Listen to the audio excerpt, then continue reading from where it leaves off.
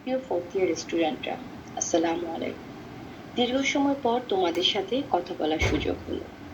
আশা করি তোমরা সবাই আল্লাহর রহমতে ভালো আছো। আমি ও আমার ফ্যামিলিও আলহামদুলিল্লাহ ভালো আছি। যদিও আমরা সবাই বর্তমানে ভয়াবহ এক সময়ের মধ্যে দিয়ে যাচ্ছি, পুরো বিশ্ববাসী এখন করোনা ভাইরাসের সাথে যুদ্ধ করছে। আমরাও এর ব্যতিক্রম নই। আর এই করোনা ভাইরাসের সাথে যুদ্ধ করার একমাত্র হাতিয়ার হলো সচেতনতা। আমাদেরকে স্বাস্থ্যবিধি মেনে চলতে হবে এবং সামাজিক দূরত্ব বজায় রাখতে হবে। এরকম পরিস্থিতিতে আমাদের স্বাভাবিক জীবনযাত্রায় ছন্দপতন ঘটেছে, যার প্রভাব আমাদের শিক্ষা জীবনেও পড়েছে।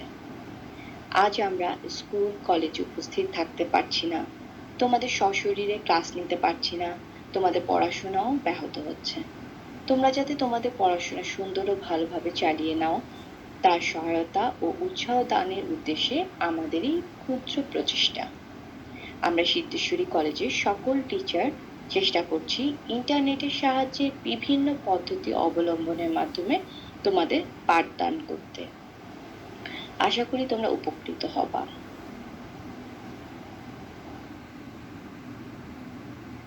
আজ আমরা তোমাদের যে বিষয়টি নিয়ে আলোচনা করব সেটা হচ্ছে ফাইন্যান্সিয়াল মার্কেট অ্যান্ড ইনস্টিটিউশনস, অর্থাৎ আর্থিক বাজার এবং প্রতিষ্ঠানসমূহ। তোমরা হয়তো কেউ কেউ বই কিনেছো, আবার কেউ কেউ কেনোনি। তোমরা জানো ফিনান্স অ্যান্ড ব্যাংকিং এর ফোর্থ ইয়ারের সকল সাবজেক্টের বইগুলো মিলেনিয়াম পাবলিকেশন বের করেছে, অন্য কোনো পাবলিকেশন তেমন একটা বের করেনি। তোমাদের ফোর্থ ইয়ারের কিছু বই অবশ্য নাজিম পাবলিকেশন থেকে বের হয়েছে।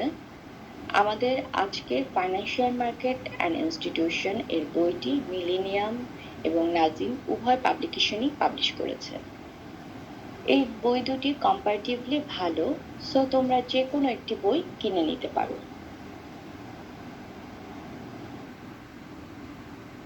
তবে পড়ার সময় অবশ্যই তোমাদের সিলেবাসটি ফলো করতে হবে, আর সিলেবাসটা প্রত্যেক বইয়ের সামনের দিকেই দেয়া থাকে। যেহেতু তোমাদের মধ্যে কেউ কেউ এখনো বই কিনোনি, তাই তোমাদের সুবিধার্থে সিলেবাসটি এখানে তুলে ধরলাম। আমাদের সিলেবাসে টোটাল 9টি অধ্যায় রয়েছে।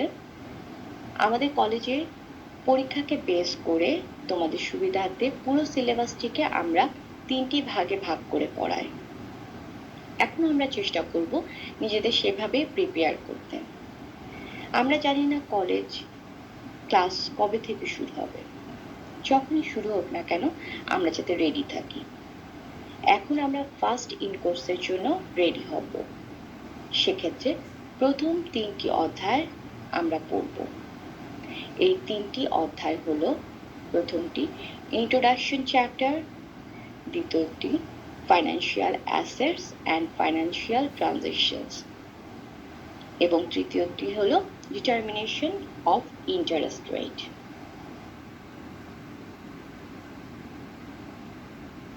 পরবর্তী দ্বিতীয় ইন কোর্সের জন্য পড়ব পরের 4র্থ থেকে 6ষ্ঠ অধ্যায় পর্যন্ত, যেখানে আছে 4র্থ অধ্যায়ে মানি মার্কেট, 5ম অধ্যায়ে বন্ড মার্কেট এবং 6ষ্ঠ অধ্যায় ইকুইটি মার্কেট।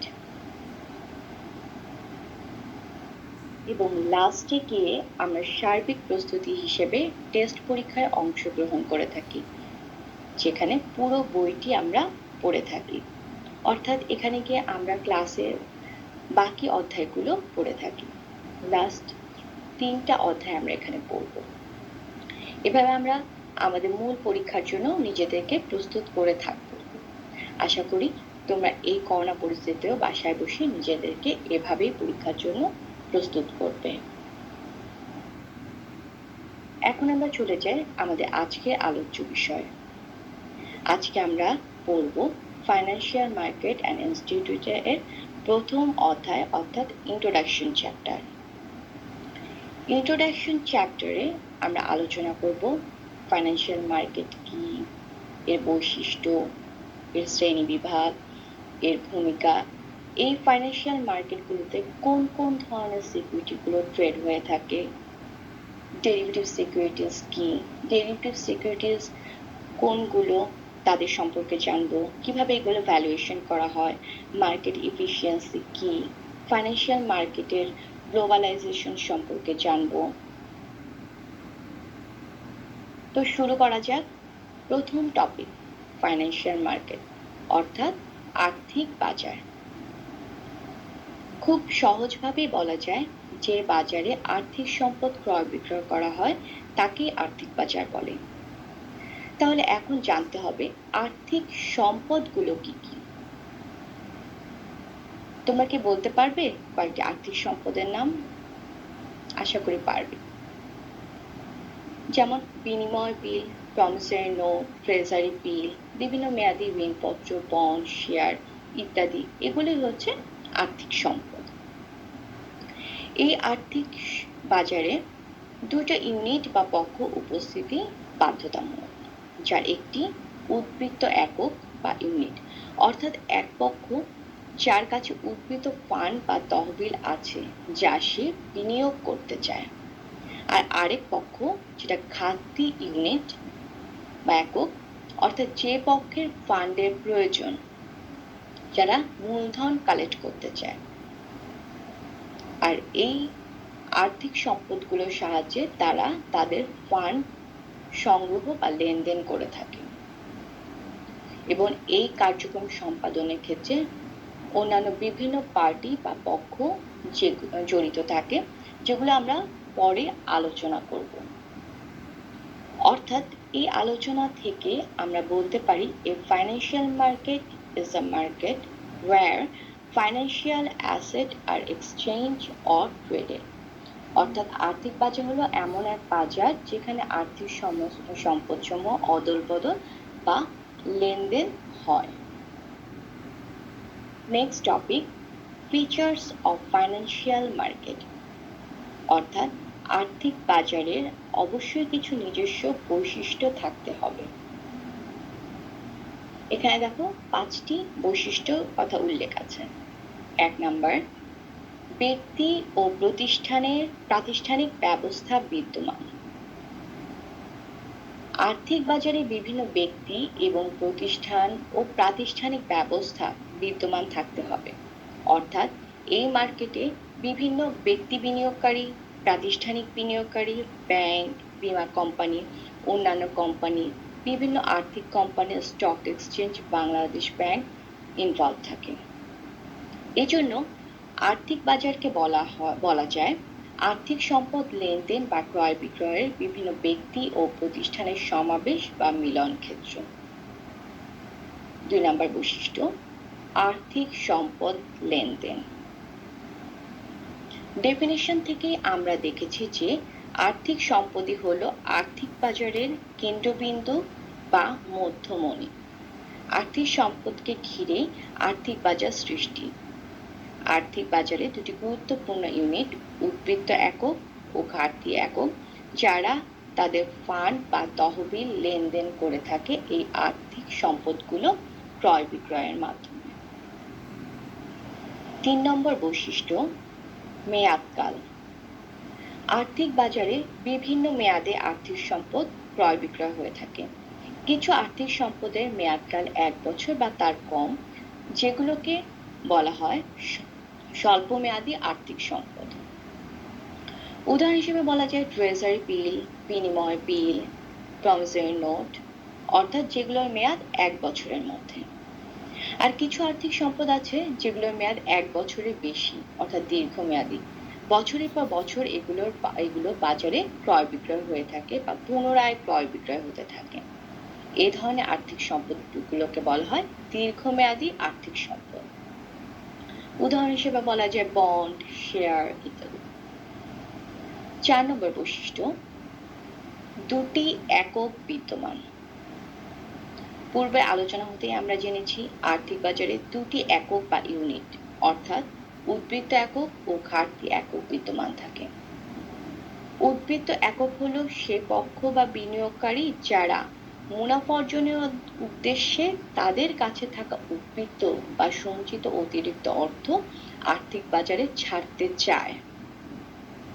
আর অপর পক্ষ ঘাটতি ইউনিট বা একক যে শ্রেণী যারা তাদের মূলধন সংগ্রহের উদ্দেশ্যে আর্থিক বাজারে বিভিন্ন মেয়াদী আর্থিক সম্পদ ছেড়ে তহবিল সংগ্রহ করে থাকে। অর্থাৎ আর্থিক বাজারে অবশ্যই এই উভয় এককের উপস্থিতি লক্ষণীয়। 5 নাম্বার বৈশিষ্ট্য, বিনিয়োগ সুযোগ সৃষ্টি। আর্থিক বাজার হলো বিনিয়োগের একটি প্ল্যাটফর্ম, যেখানে বিভিন্ন ব্যক্তি বা প্রতিষ্ঠান তাদের উদ্বৃত্ত তহবিল ঘাটতি এককের কাছে স্থানান্তর করতে পারে। সর্বোপরি এতে করে দেশের অর্থনীতিতে বিনিয়োগ বৃদ্ধি পায় এবং পুনরায় আর্থিক সম্পদ ক্রয় বিক্রয়ের সুযোগ থাকার জন্য দেশের অর্থনৈতিক চাকাকে সচল রাখতে সহায়তা করে থাকে। আমাদের next topic, types of financial market. আমরা জেনেছি আর্থিক বাজারে স্বল্পমেয়াদী ও দীর্ঘমেয়াদী আর্থিক সম্পদ ক্রয় বিক্রয় বা লেনদেন হয়ে থাকে। এই আর্থিক সম্পদের মেয়াদের ভিত্তিতে আর্থিক বাজারকে দুই ভাগে ভাগ করা হয়ে থাকে। 1. মুদ্রা বাজার, 2. মূলধন বাজার। মুদ্রা বাজার হলো যে আর্থিক বাজারে স্বল্প মেয়াদী অর্থাৎ 1 বছর বা তার চেয়ে কম মেয়াদের আর্থিক সম্পদ ক্রয় বিক্রয় করা হয়। আর মূলধন বাজার হলো যে আর্থিক বাজারে দীর্ঘমেয়াদী আর্থিক সম্পদসমূহ ক্রয় বিক্রয় করা হয়। মূলধন বাজারে উল্লেখযোগ্য আর্থিক সম্পদগুলো হলো বন্ড, শেয়ার, যেগুলো পুনরায় বিনিয়োগকারী ক্রয় বিক্রয় করা হয় বা পুনঃ ক্রয় বিক্রয় চলতে থাকে। এক্ষেত্রে ইস্যুকারী কোম্পানি প্রথমে তাদের সিকিউরিটিগুলো বিনিয়োগকারীদের নিকট বিক্রি করে এবং পরবর্তীতে বিনিয়োগকারীরা নিজেদের মধ্যে পুনরায় ক্রয় বিক্রয় কার্যক্রম চালাতে থাকে। এই ধরনের ক্রয় বিক্রয়ের উপর ভিত্তি করে মূলধন বাজারকে আবার দুই ভাগে ভাগ করা হয়, যার একটি প্রাইমারি মার্কেট বা প্রাথমিক বাজার, অপরটি সেকেন্ডারি মার্কেট বা মাধ্যমিক বাজার।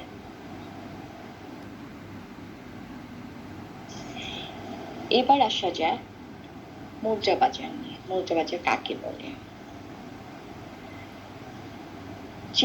আমরা জানি যে বাজারে স্বল্পমেয়াদী অর্থাৎ 1 বছরের কম মেয়াদ সম্পন্ন সিকিউরিটি সমূহ ক্রয় বিক্রয় করা হয় তাকে মুদ্রা বাজার বলে। মুদ্রা বাজার কেবল স্বল্পমেয়াদী ঋণ নিয়ে কাজ করে থাকে। ব্যবসা বাণিজ্যে স্বল্পমেয়াদী আর্থিক প্রয়োজন এবং সরকারের সাময়িক প্রয়োজন মেটানোর জন্য মুদ্রা বাজার ঋণ দিয়ে থাকে। মুদ্রা বাজারের হাতিয়ার হিসেবে অর্থাৎ সিকিউরিটিজ হিসেবে সাধারণত বিনিময় বিল বা হুন্ডি, প্রমিসরি নোট, ট্রেজারি বিল প্রভৃতি ঋণপত্র হিসেবে ব্যবহার করা হয়। এখানে লক্ষ্য করো যে এখানে কিছু বৈশিষ্ট্য তুলে ধরা হয়েছে। বৈশিষ্ট্যগুলো একটু খেয়াল করো। স্বল্পমেয়াদী সিকিউরিটি সমূহ ক্রয় বিক্রয় করা হয়। 2. স্বল্পমেয়াদী ঋণ নিয়ে কাজ করা হয়। স্বল্পমেয়াদী বাজার হওয়ার কারণে এটিকে নিরাপদ বিনিয়োগের একটি বাজার হিসেবে গণ্য করা হয়। এখানে বিনিময় বিল, হুন্ডি, প্রমিসরি নোট, ট্রেজারি বিল প্রভৃতি ঋণপত্র হিসেবে ব্যবহার করা হয়।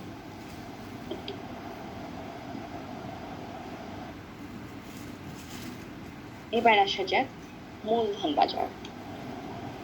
মূলধন বাজার কি, এর কিছু বৈশিষ্ট্য। যে বাজারে দীর্ঘমেয়াদী ঋণের ব্যবসা করা হয় তাকে মূলধন বাজার বলা হয়। শেয়ার বাজার মূলধন বাজার একটা উৎকৃষ্ট উদাহরণ। অর্থাৎ মূলধন বাজার হলো এমন একটি আর্থিক বাজার যেখানে ঋণ বা শেয়ার ব্যবহার করে প্রয়োজনীয় মূলধন সংগ্রহ করা হয়। এবার দেখে নেওয়া যাক মূলধন বাজারের কিছু বৈশিষ্ট্য। 1 নম্বর, পর্যাপ্ত সংখ্যক ব্যক্তি ও প্রাতিষ্ঠানিক বিনিয়োগকারী। আমরা জেনেছি যে মূলধন বাজারে পুনরায় ক্রয় বিক্রয় হতে থাকে, তার মানে এটা অনেক দিন ধরে লং টার্মে লেনদেনগুলো হতে থাকে, যে কারণে এখানে বাজারটা অনেক ব্যাপক। সেই জন্য এখানে বিনিয়োগকারীর সংখ্যাও অনেক বেশি থাকে। 2 নম্বর পয়েন্ট, প্রতিযোগী বা সহায়ক প্রতিষ্ঠানের উপস্থিতি। অর্থাৎ এই ট্রেডটা করতে ক্রয় বিক্রয়ের ক্ষেত্রে 2টা ইউনিট, উদ্বৃত্ত ইউনিট এবং ঘাটতি ইউনিট এর পাশাপাশি অবশ্যই এই ট্রেডের কাজের সহায়তার জন্য প্রতিযোগী এবং সহায়ক কিছু প্রতিষ্ঠানে অবশ্যই উপস্থিত থাকতে হয়, যেমন স্টক এক্সচেঞ্জ, বিনিয়োগ ব্যাংক ও ব্রোকার ফার্ম ইত্যাদি। 3 নম্বর পয়েন্ট, পরোক্ষ বাজার প্রচুর লেনদেনের মাধ্যমে তারল্য সুবিধা। এখানে প্রতিনিয়ত অনেক ট্রেড হতে থাকে, প্রতি সেকেন্ডে ট্রেড হয়, যে কারণে এখানে এই বাজারে তারল্য সুবিধাটা অনেক বেশি। ক্রয় বিক্রয় চুক্তিতে প্রত্যাশিত পর্যায়ে স্বচ্ছতা ও সঠিকতা। এটা উন্মুক্ত একটা ট্রেড ব্যবস্থা, যে কারণে এখানে সকলের সব ইনফরমেশন জানাটা জরুরি এবং সেই ইনফরমেশনগুলো অবশ্যই স্বচ্ছ হতে হয় এবং সঠিক হতে হয়, এবং এটা পর্যালোচনার জন্য অথরিটিও নিয়োজিত থাকে। নেক্সট পয়েন্ট, দীর্ঘমেয়াদী ঋণের বাজার। এটা আমরা আলোচনা থেকেই বুঝতে পারি। বিভিন্ন প্রকারের মূলধন ও ঋণের দলিল লেনদেন, শেয়ার বাজারের কার্যক্রম পরিচালনা পদ্ধতি সম্পর্কে বিনিয়োগ ও ব্যবহারকারীদের ভালো ধারণা থাকা, দক্ষ উদ্যোক্তা ও পেশাজীবীদের উপস্থিতি। নেক্সট আমরা আলোচনা করব প্রাথমিক বাজার বা প্রাইমারি মার্কেট। যে বাজারে ইস্যুকারী কোম্পানি সরাসরি নতুন শেয়ার প্রথমবারের মতো বিনিয়োগকারীদের নিকট বিক্রয় করে, সে বাজারকে বলা হয় প্রাথমিক বাজার। এই বাজারে প্রতিটি লেনদেনে এক পক্ষ থাকে ইস্যুকারী কোম্পানি, অপর পক্ষ থাকে বিনিয়োগকারী। এক্ষেত্রে কিছু বৈশিষ্ট্য লক্ষণীয়। 1, নতুন শেয়ার ক্রয় বিক্রয় বা হস্তান্তর করা। আমরা ডেফিনেশনেই বলেছি যেখানে ইস্যুকারী কোম্পানি সরাসরি বিনিয়োগকারীদের নিকট বিক্রি করে থাকে, তার মানে নতুন শেয়ার এখানে ক্রয় বিক্রয় হয়ে থাকে। স্বল্পমেয়াদী বাজার, যেহেতু এটা কেবল ইস্যুকারী কোম্পানি বিনিয়োগকারী পর্যন্ত ট্রেডটা হয়ে থাকে, যে কারণে এটাকে আমরা বলছি স্বল্পমেয়াদী বাজার। ইস্যুকৃত শেয়ারের পূর্ব নির্ধারিত মূল্য, অর্থাৎ এই বাজারে যে শেয়ারটা ট্রেড হয় এটা ইস্যুকারী কোম্পানি এর মূল্যটা পূর্ব থেকে নির্ধারণ করে দিয়ে থাকে। লাস্ট পয়েন্ট, কম ঝুঁকিপূর্ণ। যেহেতু এই শেয়ারের মূল্যগুলো পূর্ব নির্ধারিত, সেক্ষেত্রে এক্ষেত্রে বিনিয়োগের ক্ষেত্রে ঝুঁকিটা কম্পারেটিভলি কম। আমাদের নেক্সট টপিক সেকেন্ডারি মার্কেট বা মাধ্যমিক বাজার। যে বাজারে প্রাথমিক বাজারে ইস্যুকৃত শেয়ার পুনরায় ক্রয় বিক্রয় করা হয়ে থাকে তাকে মাধ্যমিক বাজার বা সেকেন্ডারি মার্কেট বলে। এই মার্কেটে বিনিয়োগকারী টু বিনিয়োগকারী ট্রেড করা হয়, তার মানে এই ট্রেডে প্রাইমারি মার্কেটের মধ্যে ইস্যুকারী কোম্পানি উপস্থিতি থাকে না, এখানে বিনিয়োগকারী এবং বিনিয়োগকারী মধ্যে বিনিয়োগ ট্রেডটা হয়ে থাকে। এই বাজারের ট্রেডগুলো সাধারণত ব্রোকারদের সহায়তায় হয়ে থাকে, সেক্ষেত্রে ব্রোকাররা অবশ্যই কিছু কমিশন গ্রহণ করে থাকে। এখানে কিছু সেকেন্ডারি মার্কেটের বৈশিষ্ট্য তুলে ধরা হলো। বৈশিষ্ট্যগুলো হলো বিদ্যমান বা পুরাতন শেয়ার ক্রয় বিক্রয় বা হস্তান্তর, তার মানে প্রাইমারি মার্কেটে ইস্যুকৃত শেয়ারগুলো এখানে পুনরায় ক্রয় বিক্রয় হতে থাকে। 2 নাম্বার, দীর্ঘমেয়াদী বাজার। এটা এই মার্কেটে যেহেতু শেয়ারগুলো ক্রমাগত হাত বদল হতে থাকে, তার মানে ক্রমাগত ট্রেড হতে থাকে, এই জন্য এই বাজারকে আমরা বলতে পারি দীর্ঘমেয়াদী বাজার। পরিবর্তিত শেয়ার মূল্য। প্রাইমারি মার্কেটে আমরা জেনেছি যে ওখানে ইস্যুকারী কোম্পানি ইস্যুকৃত শেয়ারগুলোর মূল্য পূর্ব নির্ধারণ করে থাকে, কিন্তু এটা যখন সেকেন্ডারি মার্কেটে চলে যায় তখন আর মূল্যটা স্টেবল থাকে না, ফিক্স থাকে না, এটা ক্রমাগত ওঠানামা করতে থাকে, যে কারণে আমরা বলছি যে সেকেন্ডারি মার্কেটের শেয়ার মূল্য পরিবর্তিত। বাজার সূচক নির্ধারণ করা হয়, যেহেতু এটা পরিবর্তিত সেক্ষেত্রে এখানে বাজার সূচক অবশ্যই নির্ধারণ করা হতে থাকে। লাস্ট পয়েন্ট, অধিক ঝুঁকিপূর্ণ। যেহেতু আমরা বলছি এখানে যে শেয়ার মূল্য ফিক্স না, ক্রমাগত এটা ওঠানামা করতে থাকে, ফ্ল্যাকচুয়েট হতে থাকে, সো এখানে ঝুঁকির পরিমাণটাও যে কারণে বেশি হয়ে থাকে।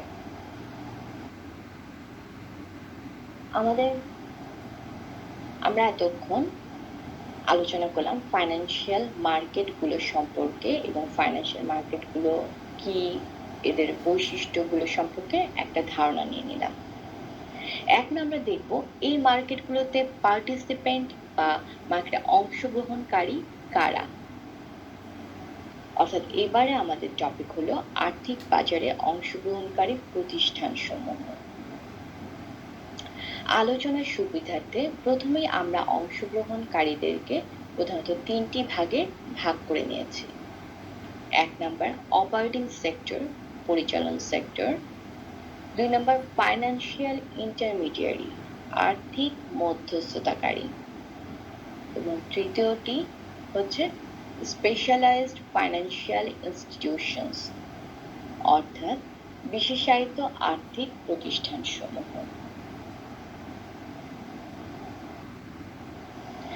এখন আসা যাক অপারেটিং সেক্টরে। সমাজের অর্থপ্রবাহের চূড়ান্ত যোগানদাতা এবং ব্যবহারকারীদের পরিচালন সেক্টর হিসেবে চিহ্নিত করা হয়। অর্থাৎ কিছু ব্যক্তি বিনিয়োগকারী ও প্রাতিষ্ঠানিক বিনিয়োগকারী, ইস্যুকারী প্রতিষ্ঠান এবং সরকার নিয়ে পরিচালনা সেক্টর গঠিত। দ্বিতীয়টি হলো ফাইন্যান্সিয়াল ইন্টারমিডিয়ারি বা আর্থিক মধ্যস্থতাকারী। আর্থিক মধ্যস্থতাকারীগণ আর্থিক বাজারে গুরুত্বপূর্ণ সদস্য। এরা বাজারে বিনিয়োগকে ত্বরান্বিত করে এবং ঋণ প্রক্রিয়াকে সহজ করে। এরা উদ্বৃত্ত একক সমূহ হতে তহবিল সংগ্রহ করে তা ঘাটতি এককে পৌঁছায় দেয়, অর্থাৎ মধ্যস্থতাকারী হিসেবে এখানে কাজ করছে। এবং যার বিনিময়ে তারা উভয় পক্ষ থেকে কমিশন নিয়ে থাকে। আর্থিক মধ্যস্থতাকারী হিসেবে ব্যাংক ও বীমা কোম্পানির নাম উল্লেখ করা যায়।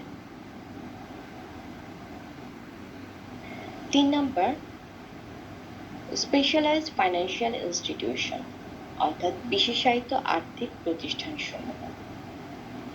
বিশেষায়িত আর্থিক প্রতিষ্ঠানসমূহ বাজারের ঘাটতি একক এবং উদ্বৃত্ত একক দ্বয়ের মধ্যে সমন্বয় সাধনে বিশেষ ভূমিকা পালন করে থাকে, আর এর বিনিময়ে তারা কিছু কমিশন গ্রহণ করে থাকে।